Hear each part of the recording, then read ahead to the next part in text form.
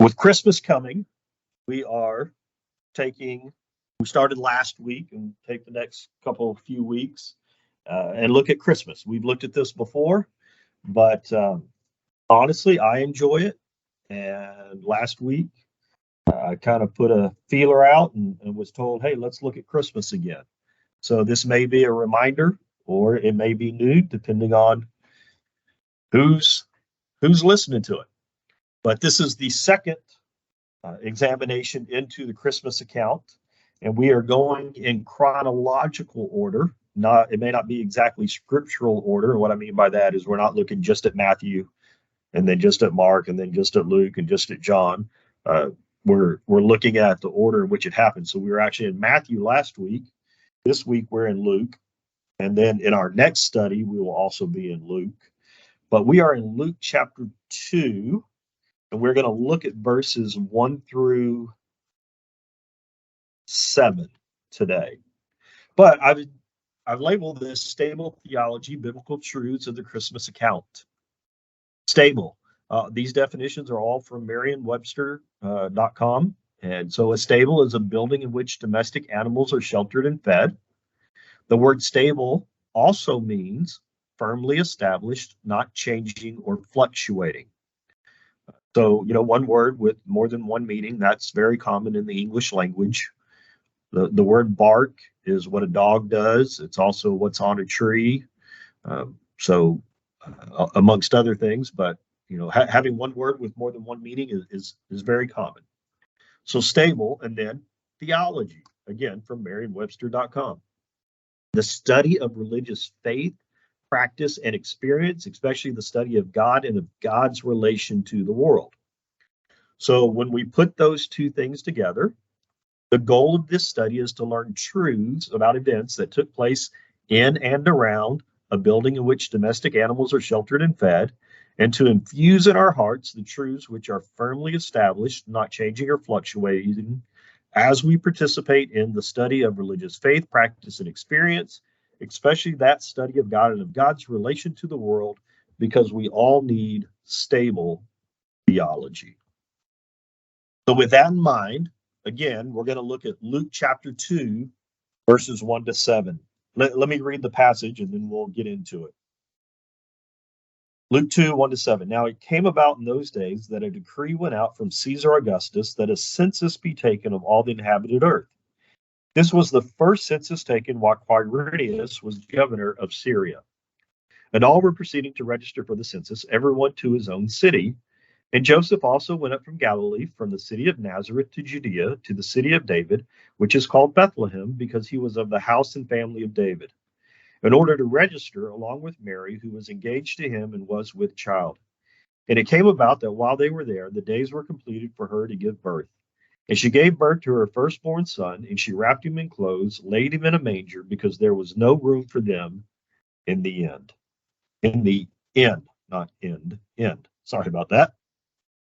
So again, looking at the passage, verse 1, now it came about in those days that a decree went out from Caesar Augustus that a census be taken of all the inhabited earth. In those days, what days are those days? Those days are the days of Herod the Great, king of Judea. And we know that from chapter 1, verse 5. In the days of Herod, king of Judea, there was a certain priest named Zacharias, and on it goes. So the days are Herod the Great, king of Judea. He was appointed king of Judea by the Roman Senate in 37 BC, and he ruled until his death in the year 4 BC. This is who we're talking about. This, of course, is the birth of Christ. Well, wait, I thought Jesus was born in the year 1. Is it the calendar based on his birth? And the answer is yes. But the calendar that we currently use, which was done in the 1500s, I believe it is, as time has gone on and we've gotten better at dating things, we've realized that the calculations done in the 1500s were a little off. And so Herod the Great, who was king when Jesus is born, died in 4 BC, which would mean that Jesus was actually born in at least 4 BC, maybe even 5 BC. Some may even argue 6 BC, but in that time period. Concerning Herod the Great, his dad was an Idumean, that's an Edomite, and his mom was a Nabatean, who is also a Edomite, but comes from Petra, the city of Petra. He was a Gentile by birth, although it is believed that his family practiced Judaism. So his dad came from somewhere in the kingdom of Edom. Again, he's an Edomite. And his mother came from Petra, making her Edomite also. So they came from this area. This is not Israel. This is Arab country. Israel is here. This is Israel. So he was not a Jew. He was a Gentile. It is also during this time that Rome ruled the known world. Thus, Rome, a Gentile nation, not a Jewish one, what? Ruled the world. And so Rome, a Gentile nation, ruled the Jewish nation. The Jews hated the fact that they were under Gentile rule. They hated it. Yet, it was these Gentiles that God used to prepare the world for the coming of his son. As we know, if we've studied history at all, Jesus came during the time period known as the Pax Romana. Pax meaning peace, Romana meaning Rome. Thus, he came during the Roman peace. Jesus came at a time period in the history of the world in which the known world was at peace. Now, you sit there and you say, well, wait, people, the Romans were in charge and they were, if they had to, beat somebody up, kill somebody or slaughter somebody, they did it. They ruled with an iron fist, yes. But there was peace in that nations were not warring against each other. And that's very important because it allowed the gospel to spread and to spread quickly. It's also during this time period that Herod the Great, who we mentioned earlier, expanded the temple. There was a great focus on the temple and on temple worship. Thus, worship of God from what we would call an Old Testament perspective, which is exactly what it should be up until Jesus dies on the cross. And once he dies on the cross, everything changes. Now, we know that God used these Gentiles to set up these times. Why? Because we are told very clearly in Romans 13:1 that God establishes the governing authorities.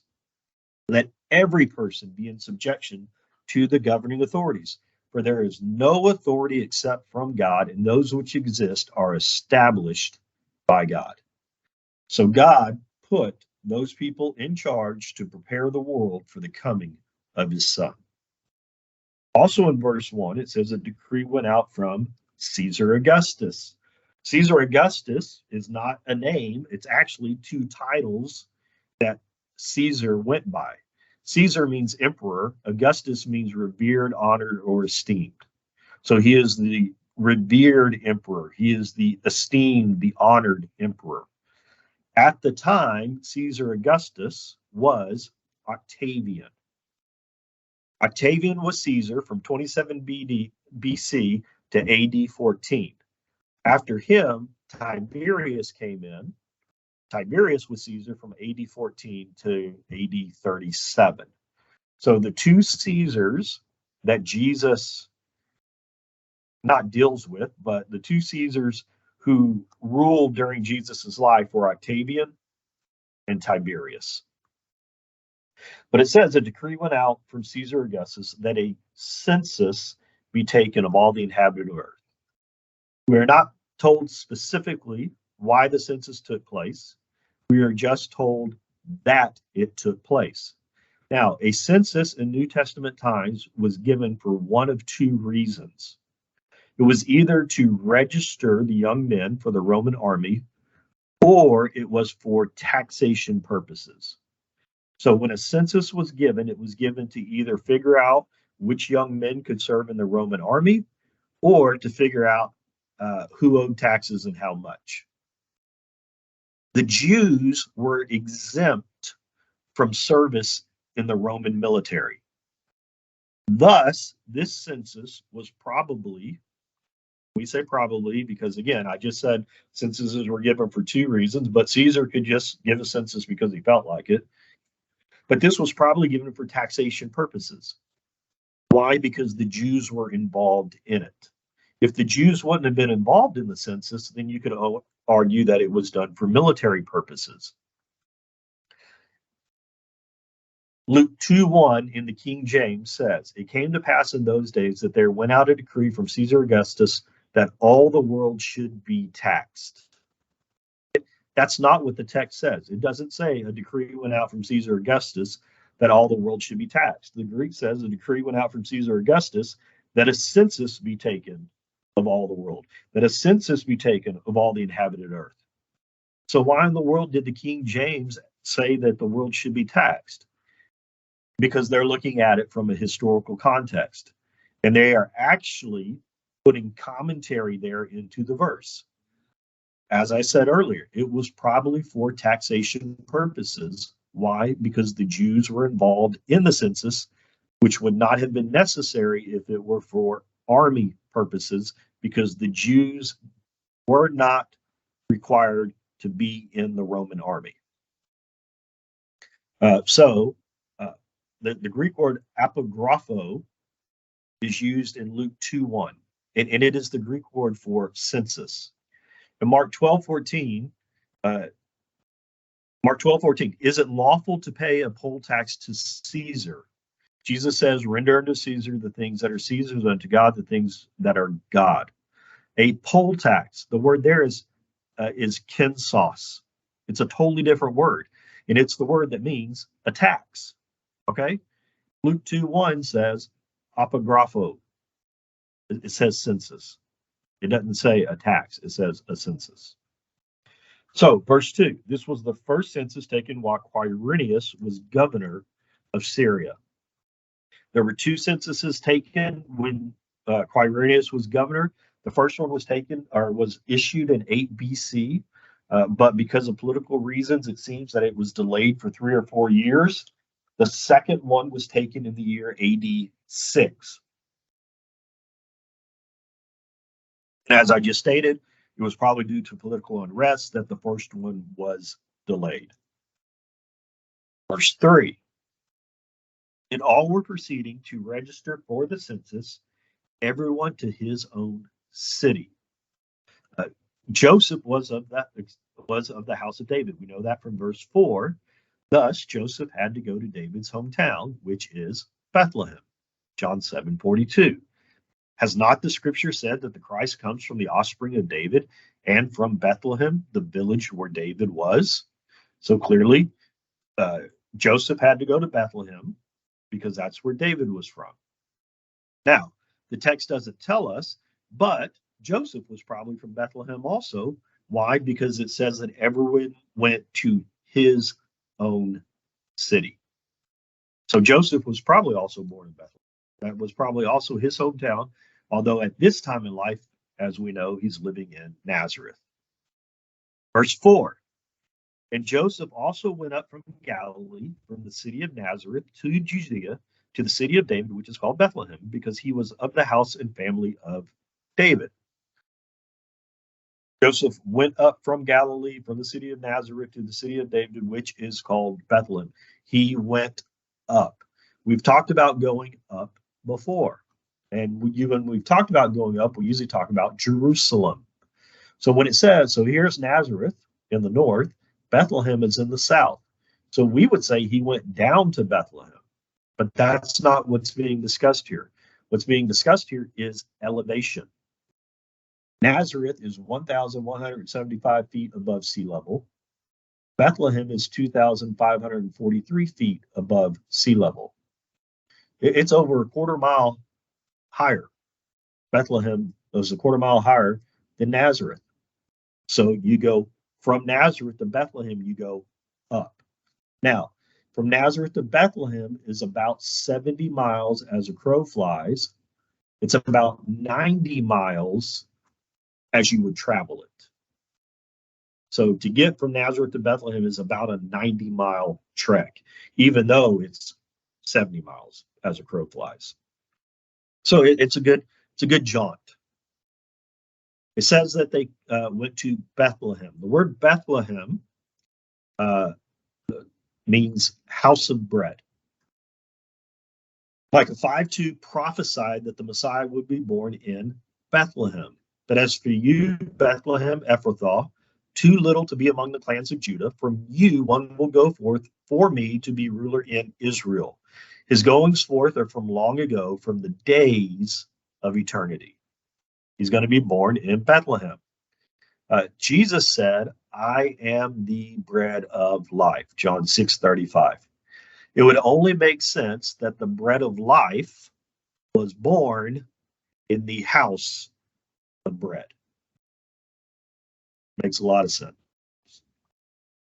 The text tells us again in verse 4 that Joseph was of the house and family of David. We're going to come back to that in just a little bit. Verse 5. The end of verse 4, he was the house and family of David. In order to register, let's talk about why he went to Bethlehem. In order to register along with Mary, who was engaged to him and was with child.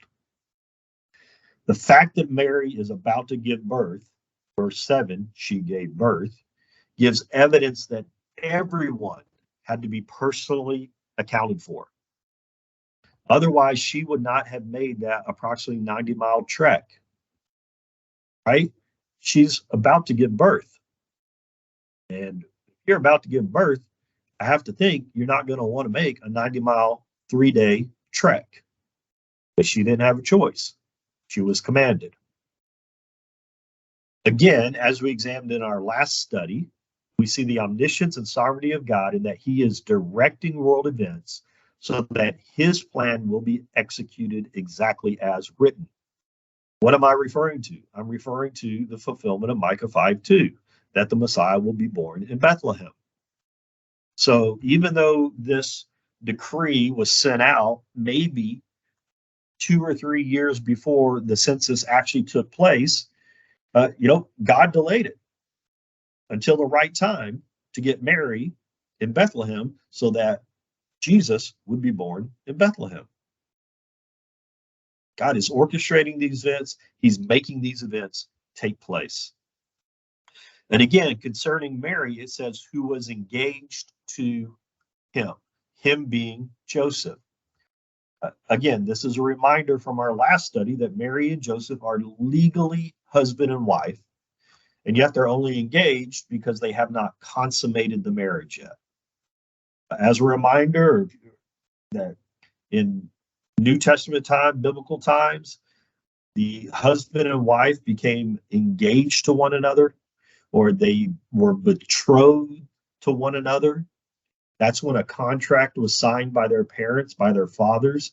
At that moment, they were legally married, even though they would spend a year apart. And after about a year, the husband would go get his wife and then consummate the marriage and complete the marriage. But Joseph and Mary are legally husband and wife, being that they are engaged. The same Greek word, memnesteuo, is used as translated in betrothed in Matthew and engaged in Luke. So Matthew and Luke are not disagreeing with each other. They're using the exact same word.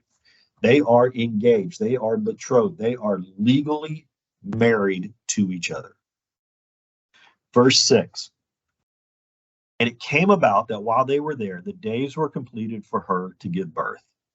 We're not told how long they were in Bethlehem. We are just told that they were in Bethlehem when Mary gave birth. This is a fulfillment of Micah 5:2, which was prophesied over 700 years prior to the event.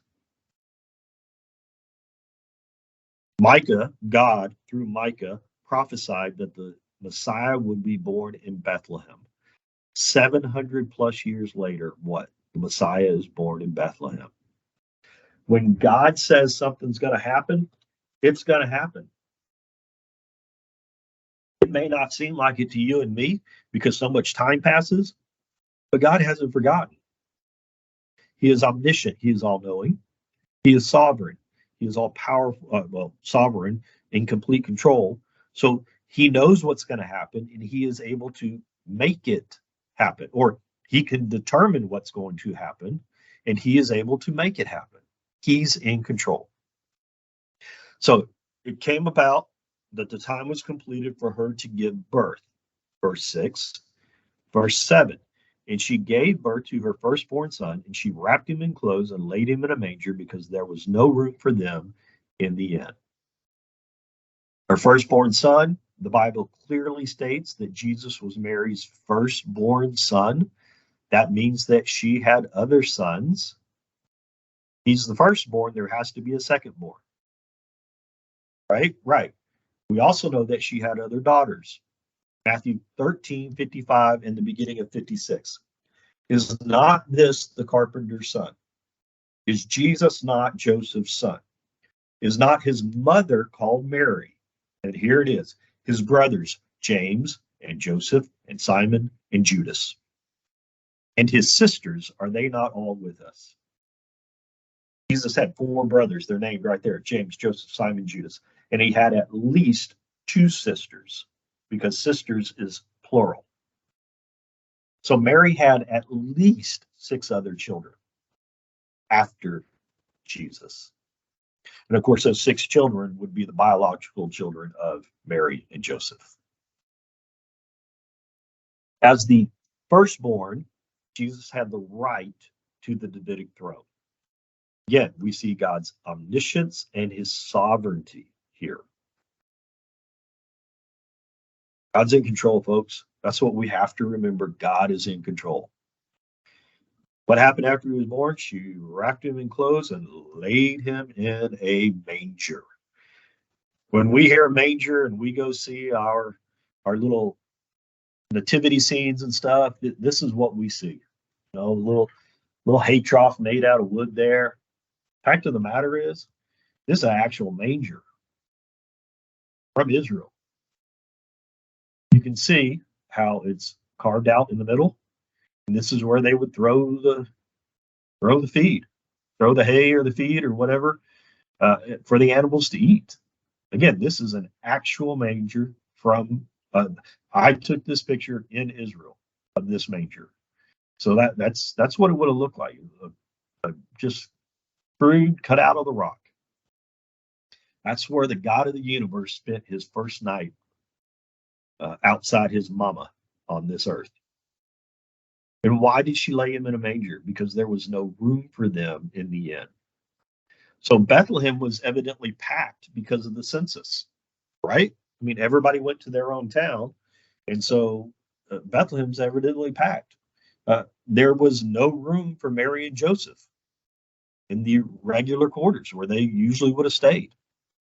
And so what? The innkeeper says, hey, you can go stay out there in, we say the barn, out there in the stable. It was probably, carved out of rock, a little cave-like situation. And I think a lot of times we give the innkeeper a bad rap. But the fact of the matter is there was no room. So maybe he said, you know what? I know somewhere where you can go and it'll at least be private. It may stink, it may be loud, but there won't be any other people there. And so I think a lot of times, again, we give the innkeeper a bad rap. But maybe he did the best he could with what he had, right? And what does Jesus want? He wants the best we have. He wants the best we can do with what we have. And I know that's true. Why? Because of the widow who gave what? Her 2 mites, right? And what did Jesus say about giving those 2 mites? She gave more than everybody else. So I think, again, a lot of times we give him a bad rap, but maybe we should rethink the situation. That is Luke chapter 2, verses 1 to 7. That's the text. Now I want to look at Jesus, the King. I want to talk about the fact that Jesus is the King. So if Joseph is of the house of David, Jesus then would also be of the house of David. This is an absolute must if Jesus is to be the King of Israel. Jeremiah 33:17, for thus says the Lord, all caps, Yahweh. For thus says Yahweh, David shall never lack a man to sit on the throne of the house of Israel. But wait, is Jesus of the house of David since he isn't Joseph's biological son?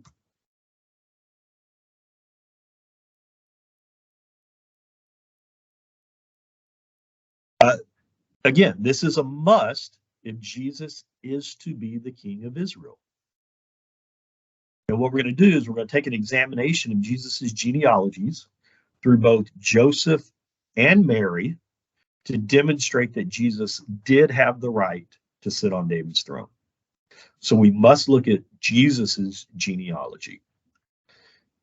The genealogies are found in two passages of Scripture. The first one is Matthew chapter 1.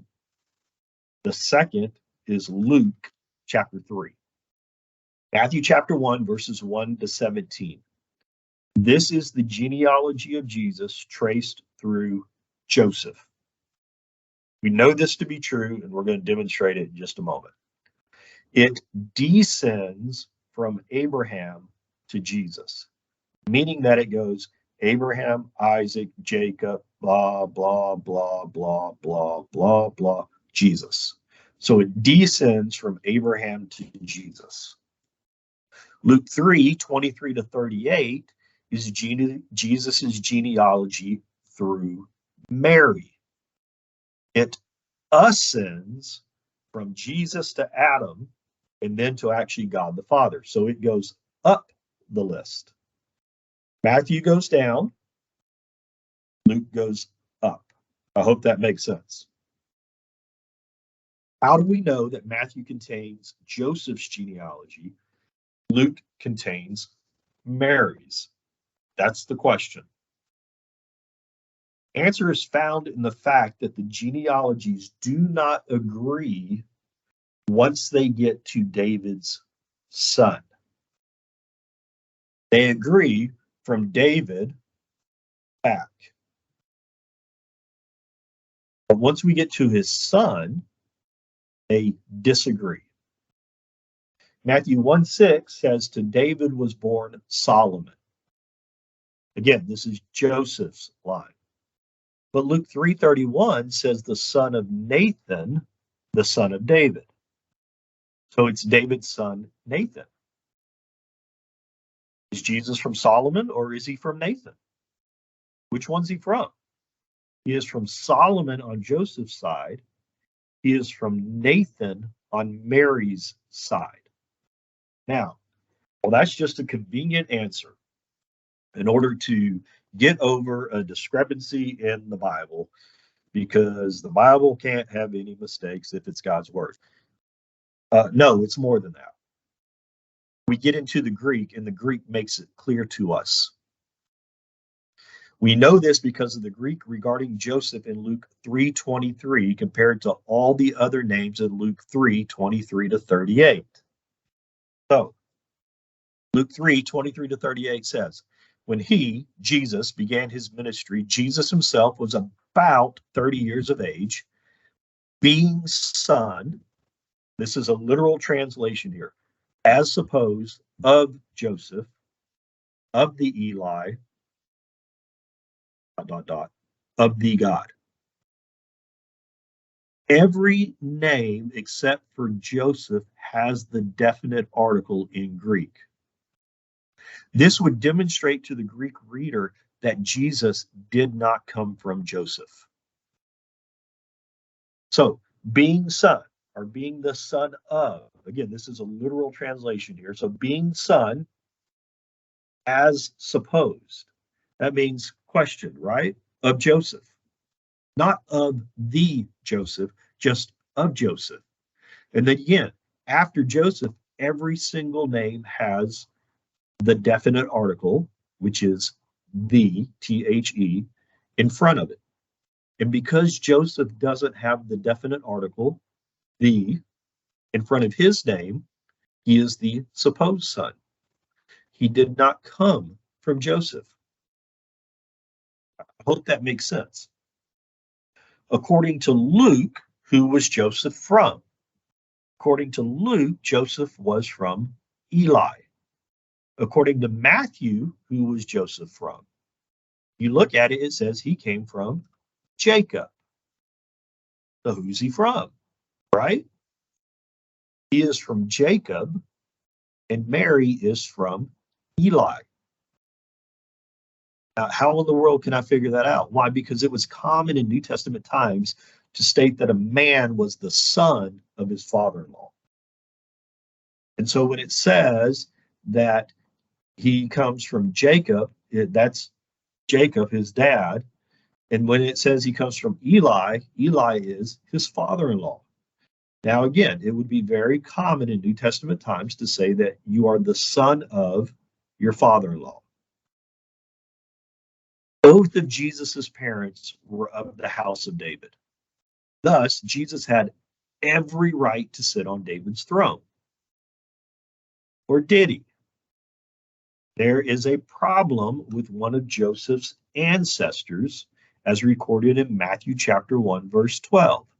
Matthew 1:12 tells us that one of Jesus's ancestors was named Jeconiah. The problem is that we have what is known as the curse of Jeconiah. Jeremiah 22:30.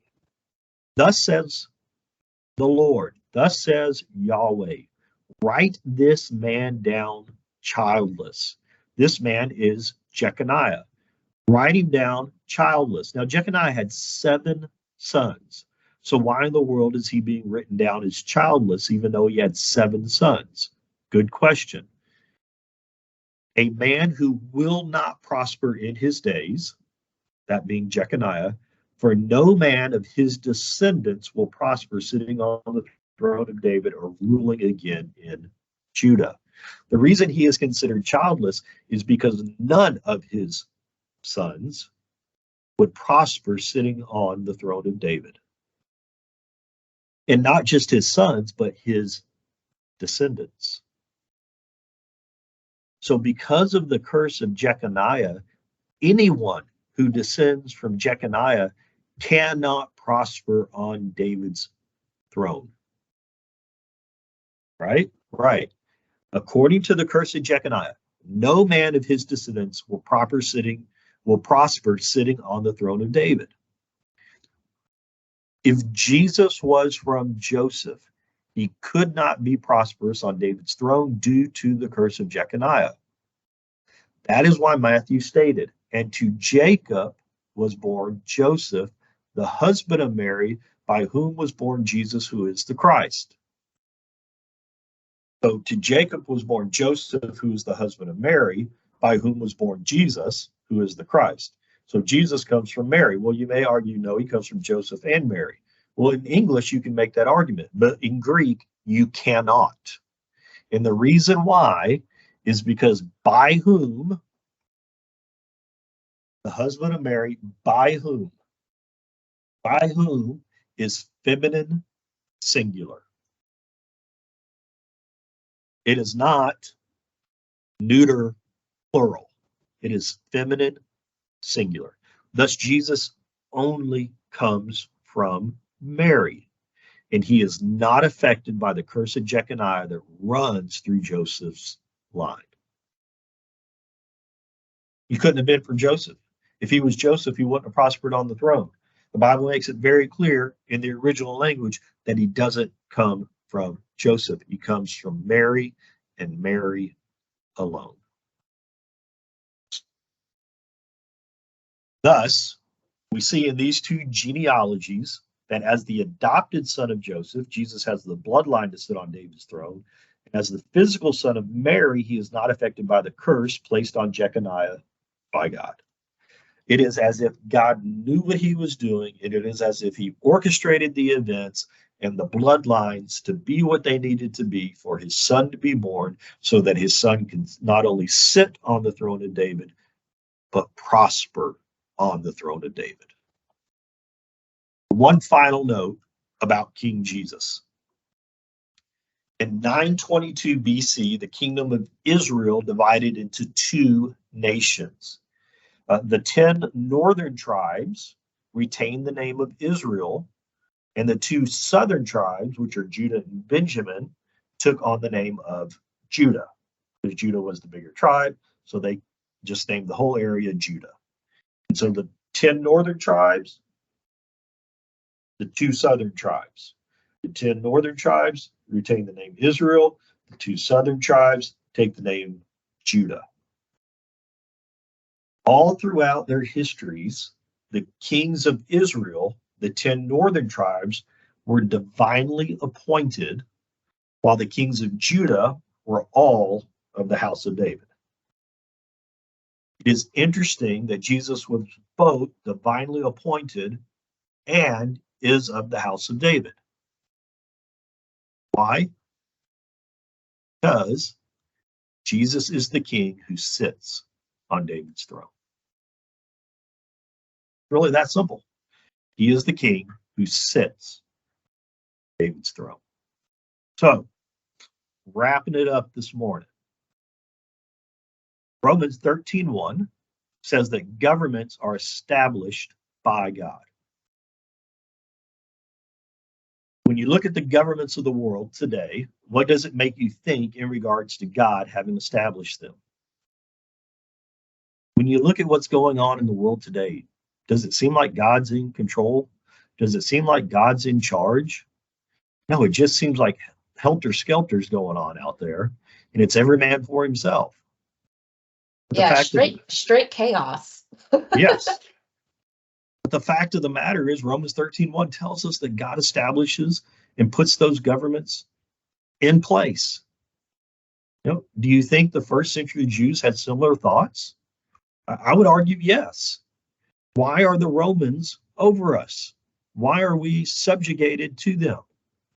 Why won't our Messiah come and set us up as the rulers of this earth? Why? Because God had a different plan. And the plan was for Jesus to come and die to pay for our sin. And so he put Rome in control because Rome built all the roads that led all over the known world and brought peace to the known world so that the gospel could be shared, so that people could place their faith in Jesus, so that when they die, they can go to heaven.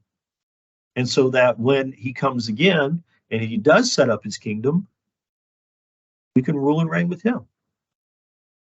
So I would argue that the Jews probably didn't have the same thoughts that you and I have today. God orchestrated world events to prepare the world for the coming of his son, King Jesus. King Jesus is coming again, and God the Father is orchestrating world events to prepare for his coming. You ready? Is your family ready? Are your friends ready? And your whatever else comes to mind ready? Your enemies, your neighbors, whatever it might be. King Jesus is coming. We've got to be ready.